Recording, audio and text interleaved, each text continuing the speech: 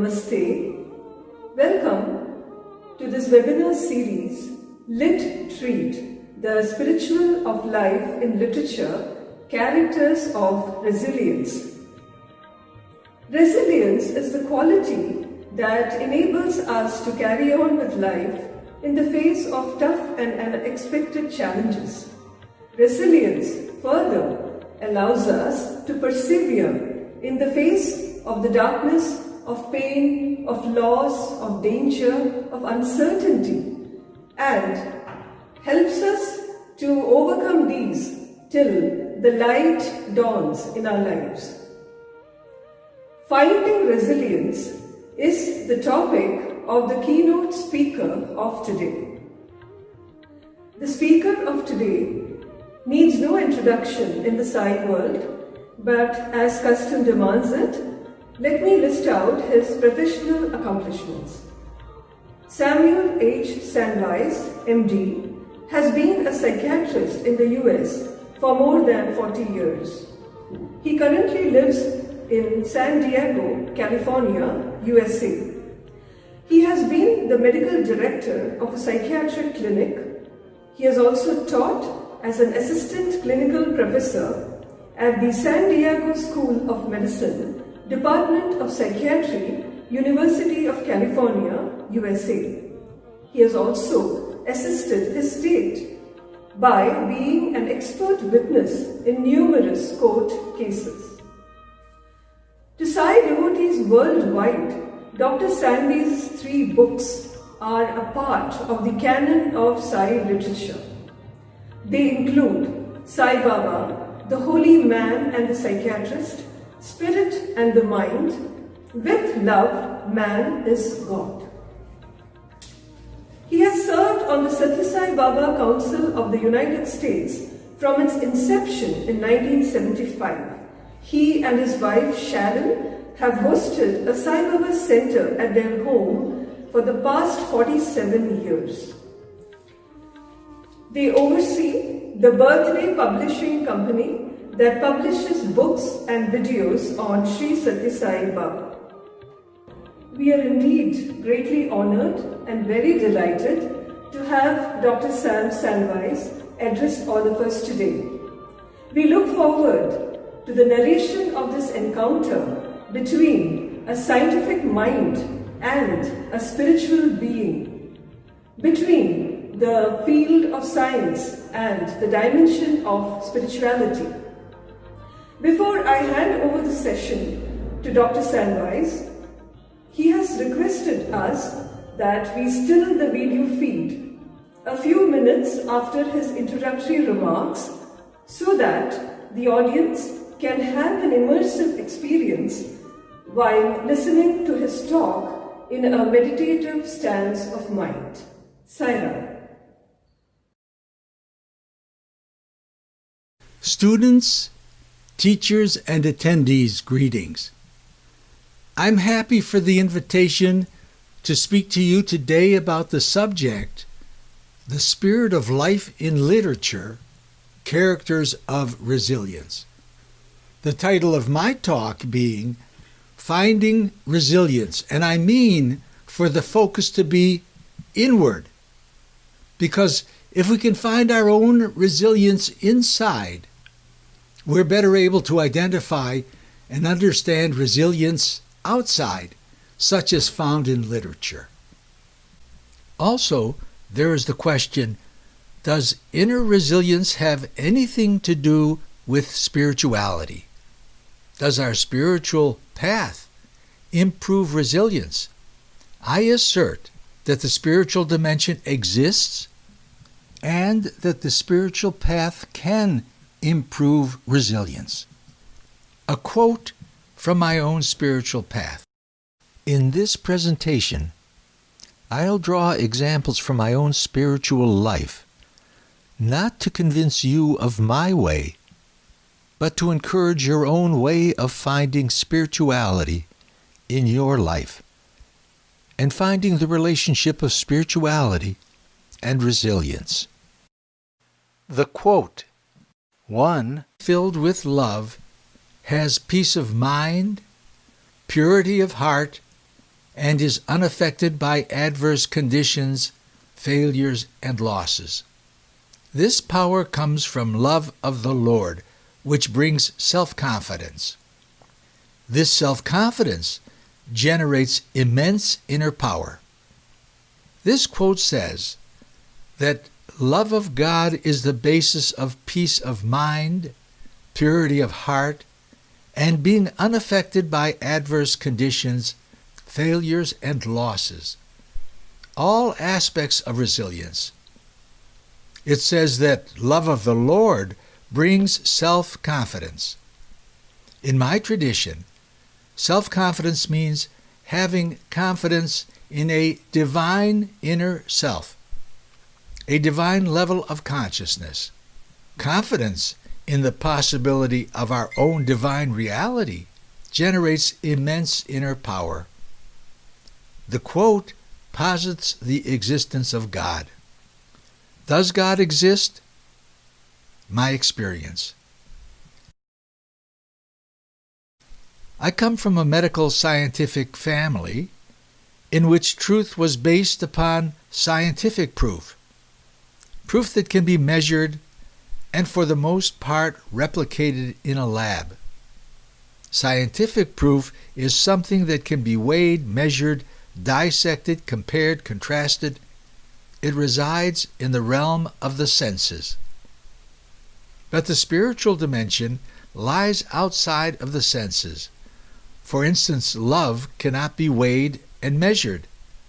We must tell spiritual truth by our own capacity to discern truth from non-truth. Science is suspect of this kind of subject beyond the senses because it's prone to be influenced by superstition, wishful thinking, and unusual mystical type thinking. To protect itself, science relegates itself to the level of the senses and accepts as truth only what can be measured and for the most part replicated in the laboratory. But even as a young man, I was interested in stories of mystics, saints, sages from different traditions, such as Zen swordsmen who had a special knowingness. In this higher state of consciousness, one entered a level of creativity, intuition, and unity that could even be unaffected by failures and losses. Did this spiritual dimension actually exist? Was there evidence, proof?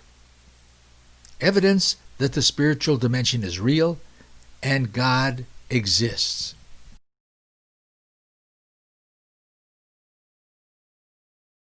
My father, a medical doctor, encouraged me to the profession of medicine. I was interested in psychiatry, thinking that I would learn about ultimate happiness and higher consciousness that I had read about in spiritual texts.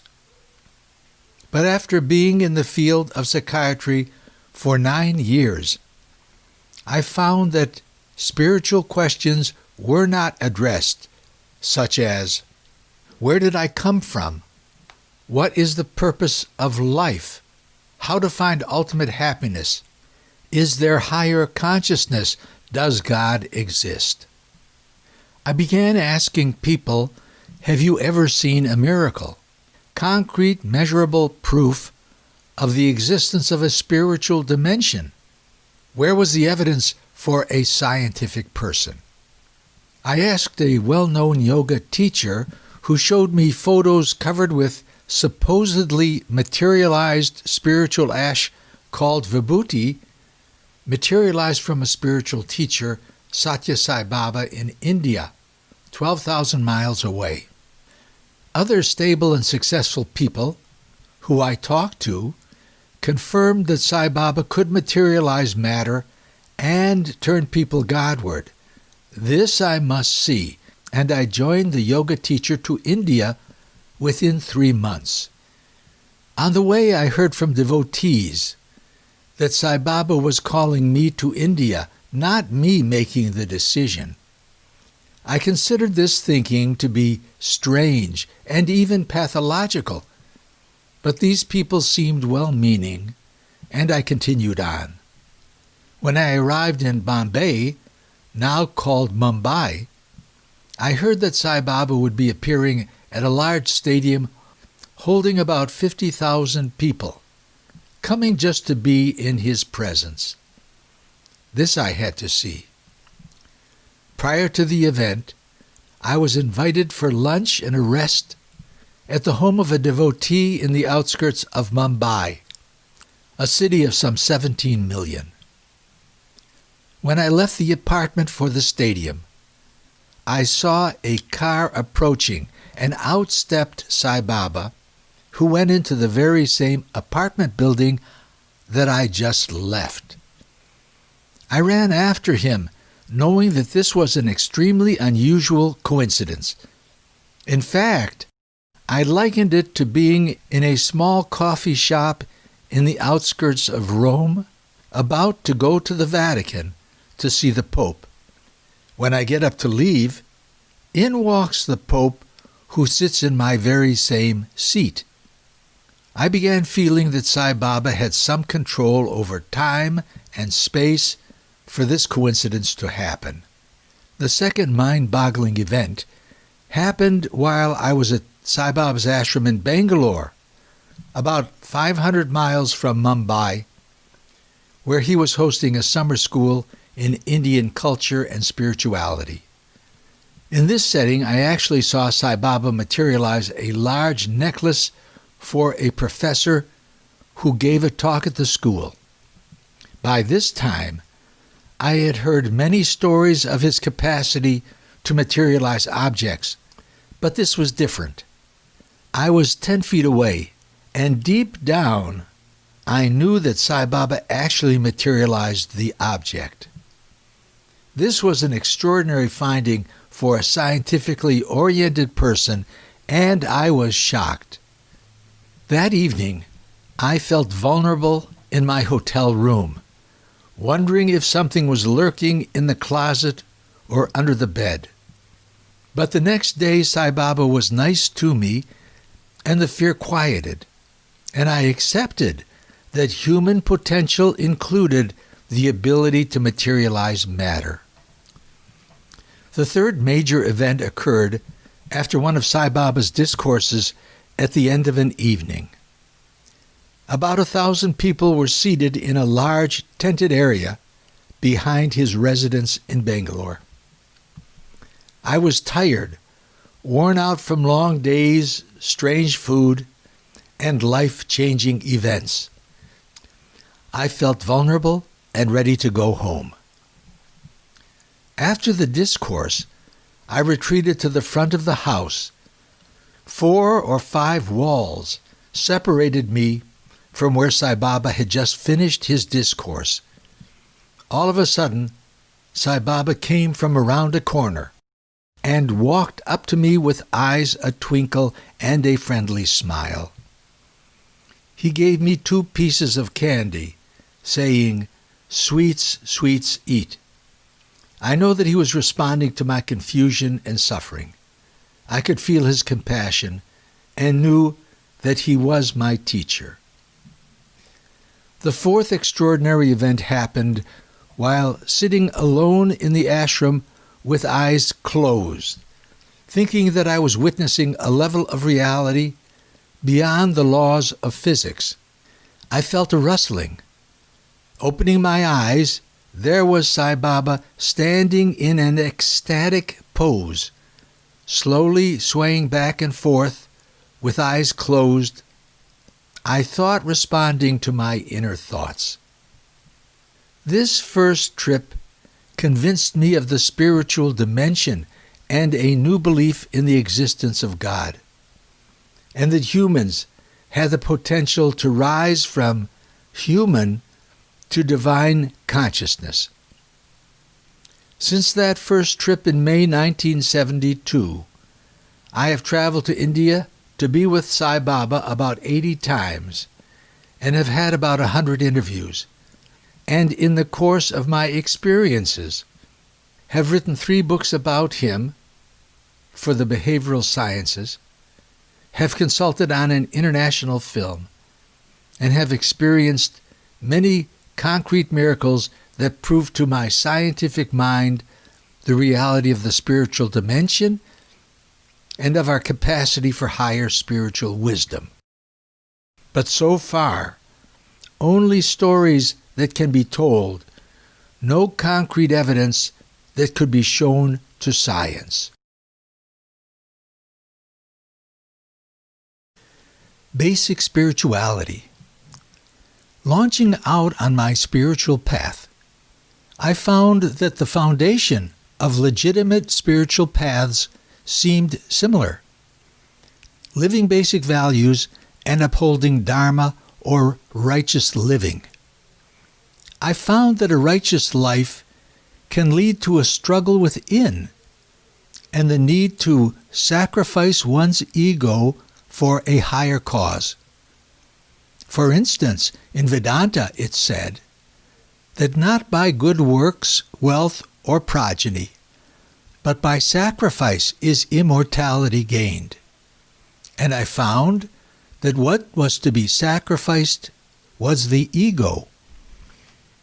Again, leading a balanced, caring life, following values, but not obsessively or out of fear of punishment or being judged, but caring for one's environment and one's fellow being could eventually threaten the ego. Take, for example, Arjuna in his relationship with Krishna just before the Mahabharata war, when Arjuna had a conversation with Krishna in the middle of the battlefield. Arjuna was despondent and threw down his bow, not wanting to fight and kill teachers and relatives on the other side. Although Arjuna was a pure soul and led a righteous life, his understanding of dharma, right living, could not help him fight teachers and relatives. Then came Krishna's teaching to Arjuna and to us, the Bhagavad Gita, that strengthens our relationship with God and our need to counter non-truth.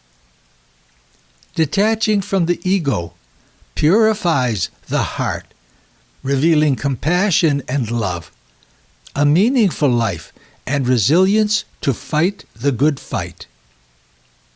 Here is how I experienced the need for forbearance, resilience, and giving up ego in my spiritual life as I reached for the path to higher consciousness.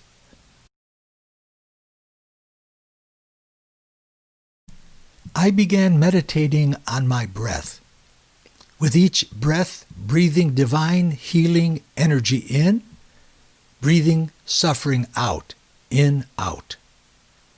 This was different from my intellectual thinking, and I did this for long periods when not dealing with family and psychiatric practice.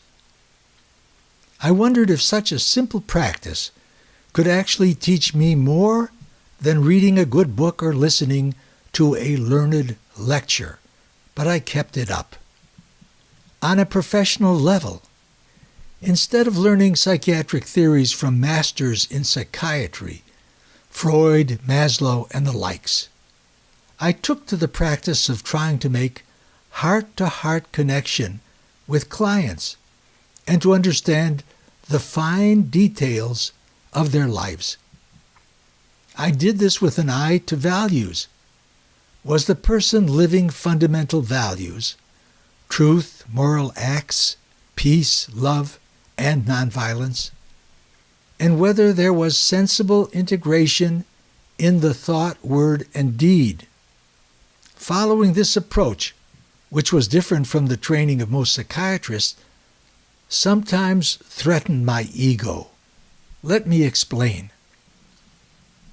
I became known as a psychiatrist who went to India and was trying to integrate spiritual practices into psychiatric treatment. I was asked to speak to both scientific and spiritual people about this. But what I was learning was non-intellectual, and in the beginning I wasn't sure that these practices, like focusing on breathing, had any major effect on my level of consciousness and peace of mind, or the treatment of patients. Yet I was invited to speak as a professional who understood something about psychiatry and spirituality, when in fact I knew very little. I was like a babe in the woods, and yet was considered to be an expert. What if I was found out to know nothing? This was the challenge to my ego and my sense of self-worth, my reputation, and whether I would get referrals from fellow psychiatrists. And then the challenge in my spiritual life. Soon after writing my first book, Sai Baba, the Holy Man and the Psychiatrist, Sai Baba invited my brother and me on a car ride with him to the Anantapur campus of the Sri Sathya Sai Institute of Higher Learning, where he was to give a discourse.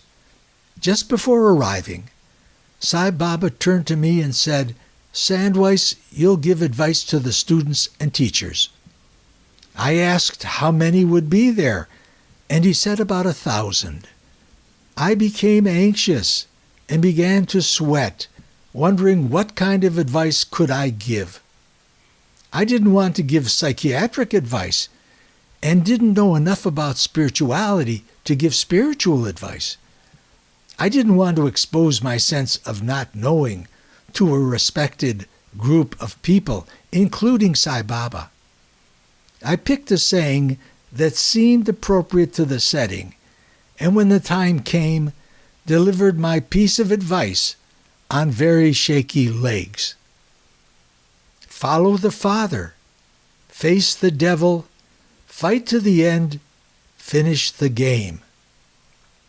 I said that I was a student, learning insights about this teaching, and although feeling vulnerable, was able to follow the Father, face the devil, which was my anxiety, and need to appear confident, even though I knew very little.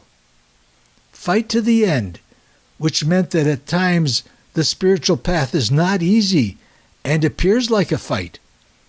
And finish the game. Keep firm and steady to the end. Be resilient.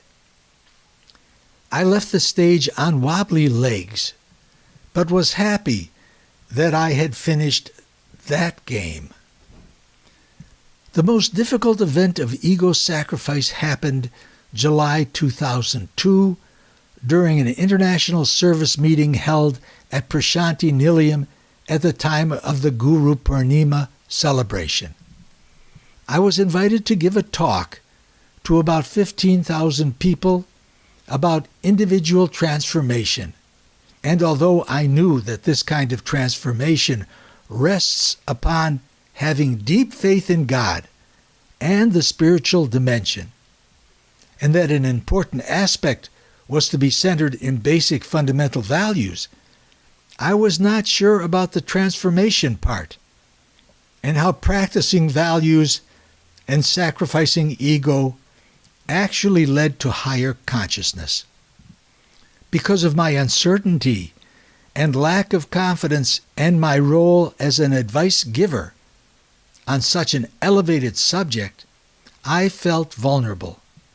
The same issue about ego and reputation, not wanting to look bad in front of respected devotees, a large audience, and especially Sai Baba. I was extraordinarily uncomfortable and remember saying in my head to Sai Baba on the way to the meeting that I would not sacrifice myself like this, but only for you, Sai.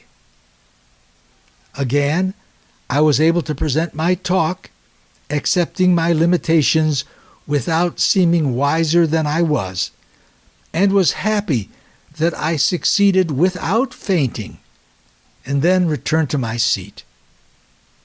This was my most painful experience of ego sacrificing on the spiritual path. Does a spiritual path help one foster inner strengths of forbearance, perseverance, being unaffected by adverse conditions, failures, and losses, resilience? Does following the path of values deepen faith, the willingness to sacrifice ego, and lead to resilience? Are these inner strengths something we earn or something that we are given? Whatever the relationship, the question is, can a spiritual path lead to resilience? Truthfully, I'm not sure how it works, but I can relate to you how I have received the gift of resilience in some aspects of my own life. And in my case, I think it's a gift.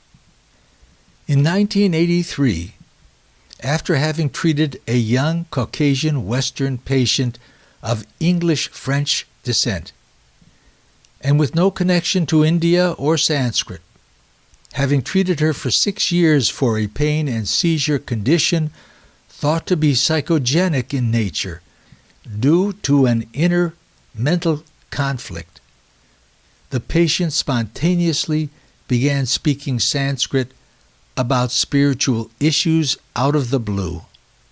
Now in science, this is not only a rare finding, but concrete evidence of a spiritual dimension, something that would be revolutionary for science. The transmitter claimed to be from a divine level and described a path to higher consciousness. This incident occurred over a period of 2 months in which the patient received 14 well-formed messages of an Advaitic or non-dualistic nature. I worked with a local Sanskrit scholar, professor in the field of religious studies, who was born in Nepal, trained in Sanskrit through the PhD level, having an undergraduate degree from a university in Benares and a PhD degree from a university in Germany, and was now working as a professor at the large San Diego State University in San Diego. We found that the messages were constructed from 5 Sanskrit-related languages, with each message telling a coherent story, and with a coherent overall meaning to the 14 messages. Elements from different traditions were present, showing that spiritual truth is universal and found in all traditions that are centered in basic values that foster peace, love, and unity. Again, in this presentation, I am drawing examples from my own spiritual life, not to convince you of my way, but to encourage your own way of finding spirituality in your life and finding the relationship of spirituality and resilience. To underscore the universality of the spiritual path, I'd like to show the inclusion of 3 spiritual traditions as seen in messages 3 and 4. Message 3 identifies the speaker as Anahata Sabda, in the Sikh tradition, the voice of God.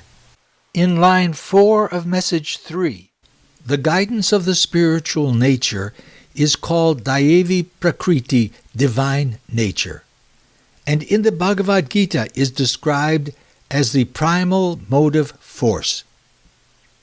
This 4th message brings in the Buddhist element, introducing us to Amitabha, the celestial Buddha of light, and declares that there is no higher law than truth. In this brief presentation, we see that Hinduism, Buddhism, and Sikhism are all present side by side, and in the 14 messages representing the same truth. Although I spent a lot of time and energy with this project, and twice presented it to the annual meetings of the American Psychiatric Association 2013 and 2015, and other scientific meetings as well. And after having approached senior people in Buddhism and Hinduism, I found that none showed much interest in something that I had been yearning for years: concrete evidence of a spiritual dimension that scientists could actually study. Here is a clip showing our team at the annual meeting of the American Psychiatric Association reporting on this remarkable case, even being interviewed by the event media team, and yet not much interest resulted. I'm here with Dr. Samuel Sandweiss, and he is here to talk about xenoglossy and the nature of consciousness. Where do you begin? Well, we begin with the patient. I had a patient after being in psychiatry as a psychiatrist, practicing for 17 years and treating this young Western patient with no connection to India or Sanskrit. All of a sudden she began speaking Sanskrit out of the blue. And so we studied it carefully with Sanskrit scholar and actually a cognitive scientist from University of California, looked at the material. This young lady was bringing back material from 4 different Sanskrit-related languages and traditions, and synthesizing it into a very powerful declarations way beyond her life experience. So the question comes up, does the human mind have the capacity to expand into a region of vast wisdom and knowledge? Does it have that capacity? So we were very, very diligent and careful to try to identify what these productions were, how extraordinarily beyond her capability, how she wasn't studying Sanskrit. Even if somebody could study Sanskrit, it would be hard to come up with this. Not working with a Sanskrit scholar, and even finding one would be difficult, finding one that could do this kind of production. So we did our best at showing that there was no connection and that this was an actual event of expanded awareness beyond one's life experience. But we're not trying to prove the reality of her statements. We're just trying to prove that she couldn't do this, that she's actually speaking languages that are so foreign and such abstract, deep kinds of concepts. She wouldn't know the language or the concepts. And that's a huge thing, to think that the human mind is capable of expanding into a realm beyond one's life experience and into this region of vast knowledge and vast wisdom.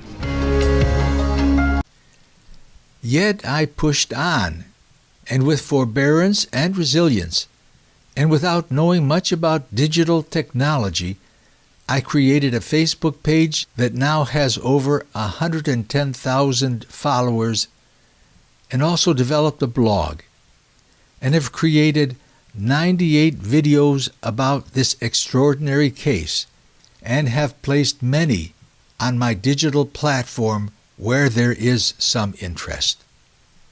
So, since retiring from an active and successful psychiatric practice of over 40 years, in March 2006, I have had an interesting and active retirement and can focus attention on digital publishing of material that has special meaning for me. By way of digital publishing, I can tell a story that fascinates me and will be significant for science. And so in my case, there has been a relationship between my spiritual path and resilience. One last important point. This is a time of great upheaval and fear, in which there is worldwide chaos and strife, a struggle between truth and non-truth, fear of the coronavirus and global warming. Much seems to be caused by selfishness, greed, anger. We know from the behavioral sciences and the findings of cognitive behavioral therapy that the power of thought has great effect on the mind and can quiet fear. Changing the thought pattern changes the mind. But even deeper than the mind, belief and faith in higher consciousness, a divine being or divine formlessness, love, gives even deeper protection and resilience. Spiritual teachings say that deepening our faith and relationship to deity gives profound inner power and resilience that protects us from times of upheaval. The messages that I received recognize our struggle and say that we are transitioning to a new age based upon truth, and that the only power we have to counter the current upheaval is absolute devotion to God and goodness. They say that the outer world is a projection of our inner wisdom, and if we hold to truth, to God and goodness, we will be part of a new world order where there is greater equality, fair distribution of the earth's bounty, and unity and peace. From a spiritual point of view, this is the time when our discernment about truth versus non-truth is being purified. And I think that writers have a role to support unity, peace, and love, and be ready for the possibility of ego sacrifice as we speak, write truth. It is the time for courage and resilience in a time of upheaval and much suffering in the world. And know that we are protected and will be safe. To review my main points. 1. The spiritual dimension exists, and my experience is that God exists. 2. The path of spirituality and resilience entails seriously practicing basic values, loving God and goodness, and accepting our role of truth bearers in a time of upheaval and chaos. 3. This means the possibility of ego sacrifice, not being affected by adverse conditions. Forbearance and courage are needed. These qualities lead to resilience, needed for modern-day writers to help society find unity. I wish you the strengths of forbearance and resilience. And with warmest regards to all, I end this talk. That was an extremely thought-provoking and uplifting talk by Dr. Sandweiss. There are a few questions that we would like him to respond to. And I would read out the questions, and I would like Dr. Sandweiss to respond to each question as I articulate them. The first question is as follows. If someone has not had direct, personal or concrete experience with a self-realized divine master, an avatar or an enlightened being, then how does he or she deepen their faith and develop resilience? Also, can you suggest any practices that would help in dealing with ego struggles or doubts on this path? In answering this question, we have to consider three aspects of the self. That is the body, the mind, and the spirit. So when considering what brings peace and steadiness to the body, the first thing that comes to mind is a good diet. From my tradition, it's a vegetarian diet, but a good balanced diet is very important for health. And then not to underestimate the importance of quiet time and relaxation, recreation time. The most important part of leading a good spiritual life is following basic values: truth, right action, peace, love, and nonviolence. And this speaks volumes to your family and to your community. It's a real way of supporting the spiritual dimension.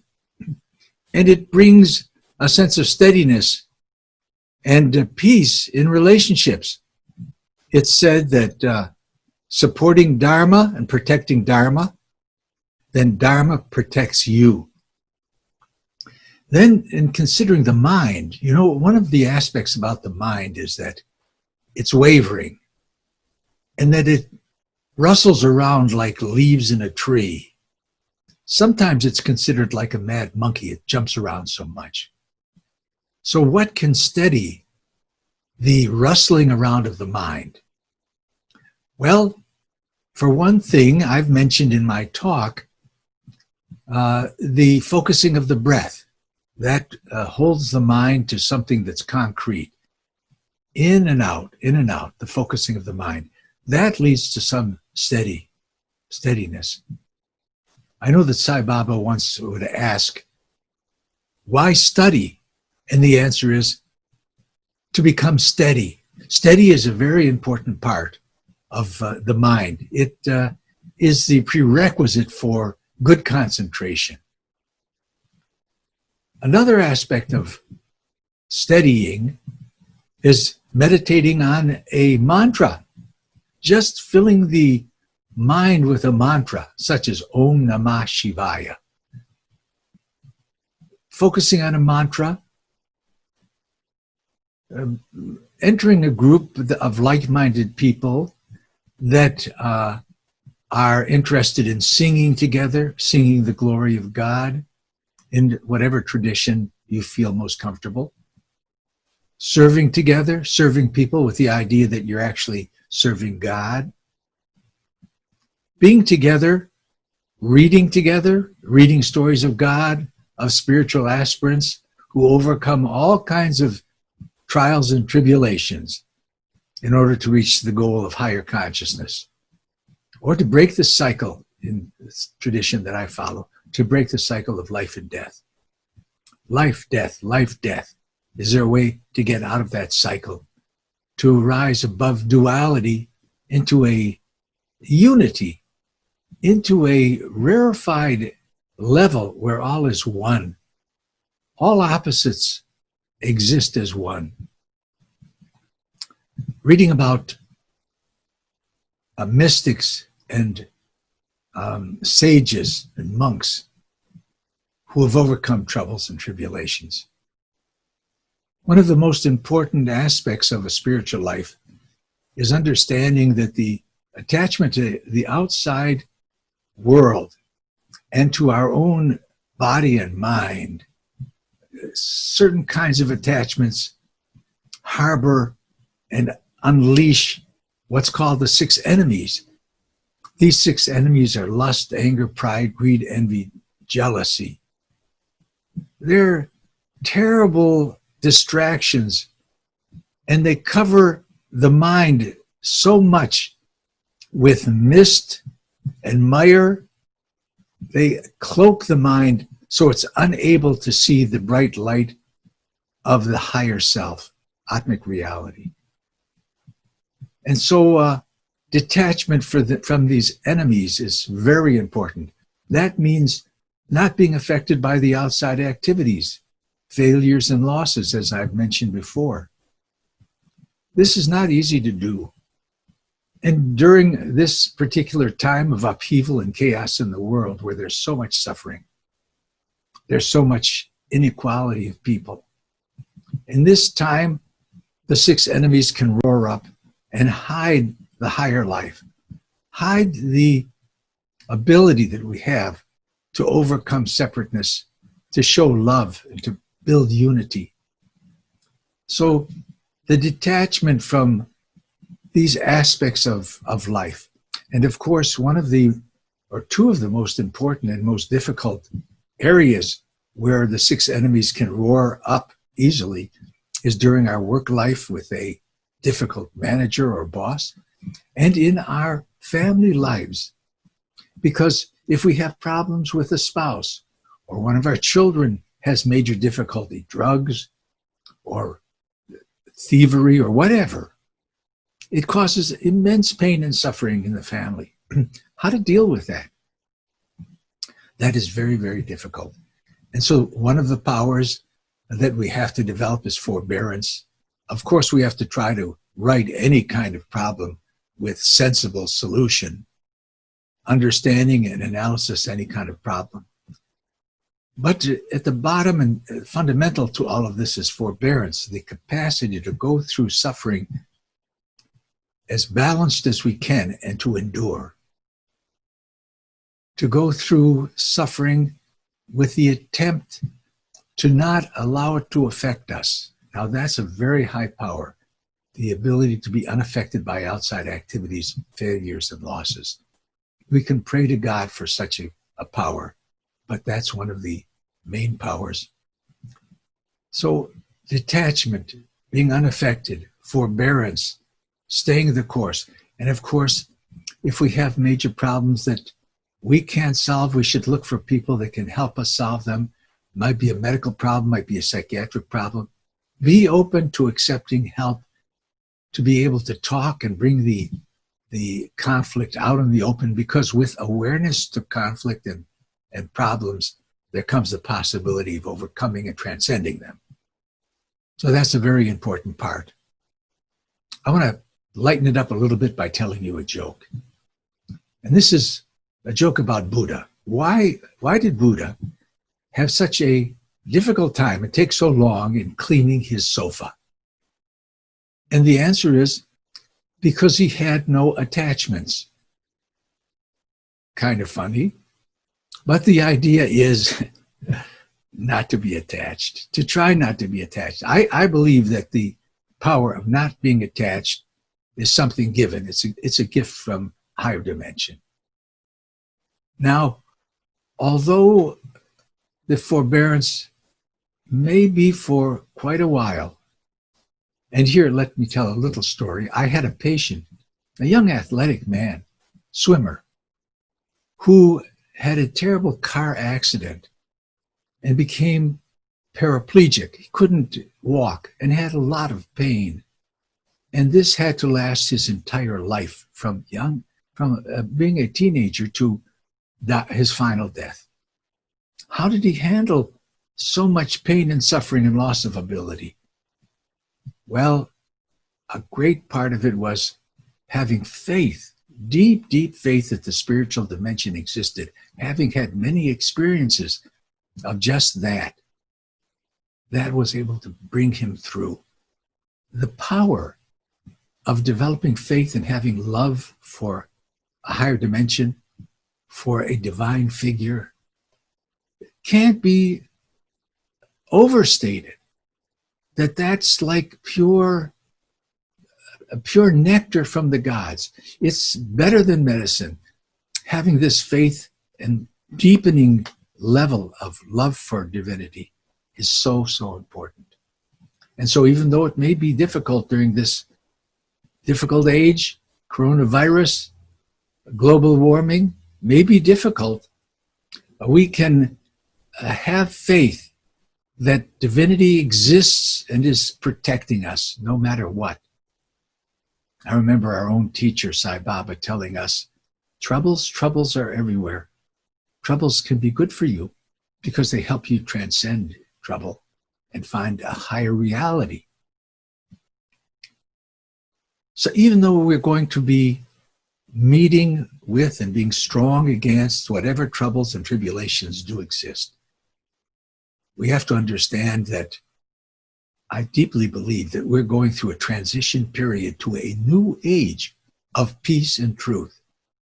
Extraordinary. And though it looks difficult, because those in power and with wealth don't like to give up power and wealth. They do not like to give it up, and they hold on. And they may cheat, and they may be underhanded, undermined everything. We must have forbearance and counter and fight the good fight and fight for truth and peace and love to be part of this new transition into a new age. I believe that that's where we're going. And so in sum, take care of the body, good diet, exercise, good recreation, good relaxation, good quieting, steady the mind, detach from the ups and downs of life and the 6 enemies of the mind, have deepening faith, develop the power of forbearance, know that we're transitioning into something great. Let's all watch it as it unfolds. Have deep faith that divinity is going to show him herself in greater and greater strength and power. And it's the nature of divinity to do this, to bring us through the upheaval, to protect us and bring us to a happy, happy life. I pray that all peoples in all the worlds are happy. Thank you, Dr. Sandweiss, for clarifying that question. I now come to the second one. You have mentioned in your talk that we are in a time of transition to a new world order of truth and peace.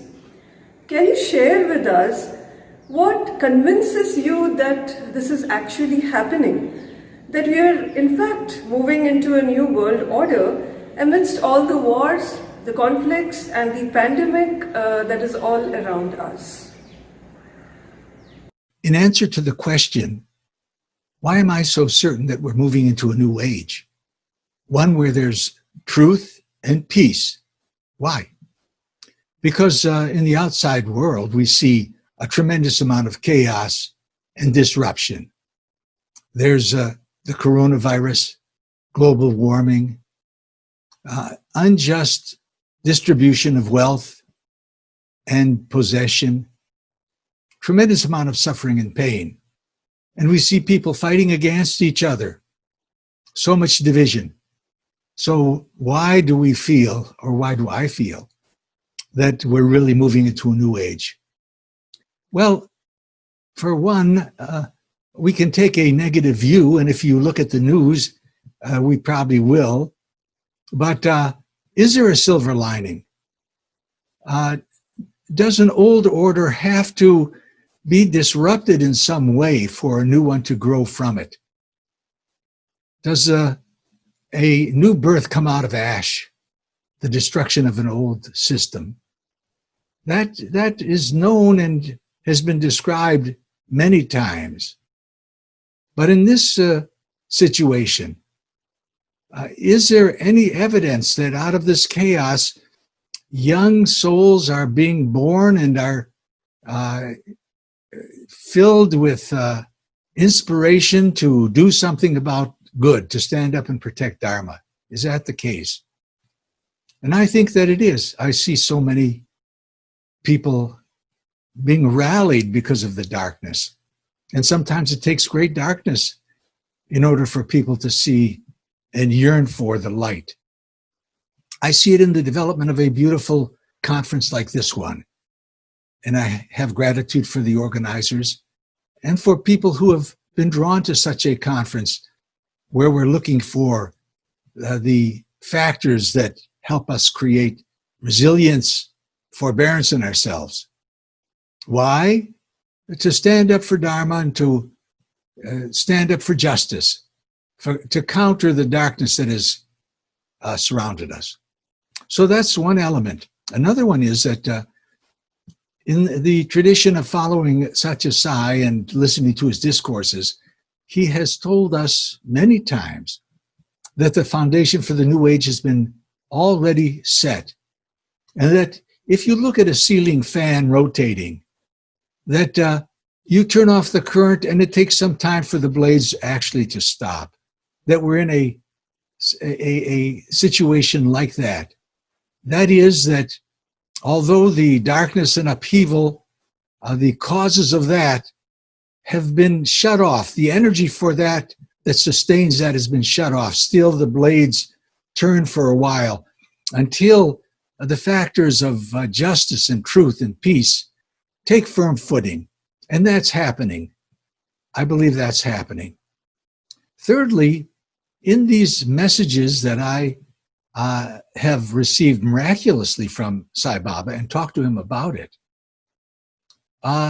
it's said that we're in a period of darkness in which there's a fearful reality developing out of non-truth that must be countered.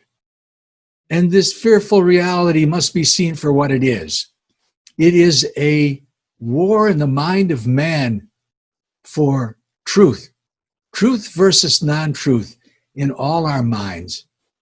And the purpose of the struggle right now is for us to have a strength, understanding that it is our wisdom that's being purified.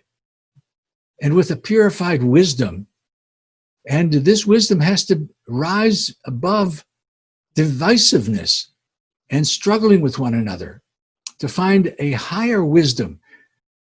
It's said in these messages, and we know from spiritual teachings, that the external world is a reflection of our level of wisdom. When wisdom becomes pure and we can rise above this sense of separation and differences, when we reach that level of wisdom, it will be projected into the world. And in the world, when we stand up for Dharma and protect Dharma and are willing to sacrifice our ego, then it is reflected back into the mind as our wisdom. Wisdom internally and the external expression in the outer world, they're linked. For these reasons, I believe and have deep faith that we're witness to a marvelous transformation that's going on now that will take all our fortitude and forbearance and resilience, and we can do it. There are plenty of us here that are energized by understanding, a deeper understanding of what's actually happening and the willingness to stand up for goodness. I pray for the strength of all of us to have this wisdom and this strength. Thank you, Dr. Sandweiss, for clarifying that question for us. I now come to the third one, and that is a question related to faith. What makes you believe and gives you the hope that we are all safe and protected during these times of transition to a new world order? Well, I'd like to answer this question about being positive and leave this conference on a positive note also. And to reinforce my feeling, my strong experience that the spiritual path is real and that following the spiritual path has a lot to do with the development of resilience and forbearance and perseverance and the ability to face the ups and downs and divisiveness of our current age. Just this conference gives me confidence that there are so many people who have an interest in the subject of spirituality and resilience. Just this conference is a clear sign that people are struggling and trying to learn and understand the relationship of spirituality and resilience and how to deepen one's spiritual life. So now, on a personal level, following a spiritual life to the best of my ability, I've been able to receive this extraordinary answer to prayer, which is a concrete experience and concrete evidence that the spiritual dimension actually exists in the form of these messages that were transmitted in a very unusual, miraculous manner through my very ill patient, and which speaks of very profound truths about how to rise above duality into a place of oneness, of unity, of great peace, of truth. So just receiving that kind of extraordinary confirmation to me and understanding how deeply this meant to me, what a deep effect it had on me to see a prayer answered like this gives me great hope. Great hope in one of the promises that Krishna has given us. Now, I'd like to relate this quote now. A devotee, a person who offers all acts to me without any other thought, no other thought, who meditates on me, worships me, is devoted to me, remembers me, knows that I'm always with him or her, providing and protecting in this world and the next. Know that I bear the burden of their welfare. I bear the burden of their welfare. This extraordinary promise, and in a time of upheaval and divisiveness and darkness and fear, it's very important for us to gain the faith that following a spiritual path, which takes forbearance and takes perseverance and takes deepening faith and love of the higher dimension of the Lord, in whatever form or formless, following this path and being willing to face the possibility of ego disruption, pain and suffering, with a deep and deepening feeling of faith, experience of faith, as we go through this, and having confirmation that all of this reality actually exists, understanding that it exists. I pray that all of us, with this kind of interest and this inspiration to follow a good path, all of us develop these qualities of great resilience, forbearance, perseverance, love for the moral life, and that we step out and act. And when we do, we purify wisdom, and this wisdom takes the form of the external world. I pray that we all take part in this marvelous transformation, that we have deepening faith of its reality. I thank all of you for being so attentive. I have deep gratitude for the organizers of this conference. And with this, I end the question and answer session and pray that all of us in all the worlds find happiness and peace. Thank you. Thank you, Dr. Sandweiss, for enlightening us on these different topics and clarifying our doubts. On behalf of Sri Sathya Sai Institute of Higher Learning, I express my gratitude to you for sharing your thoughts with us and taking out your time for us. Sai Ram. We have now come to the end of this particular session. Thank you, all of you, for your participation in the session that just concluded. Namaste.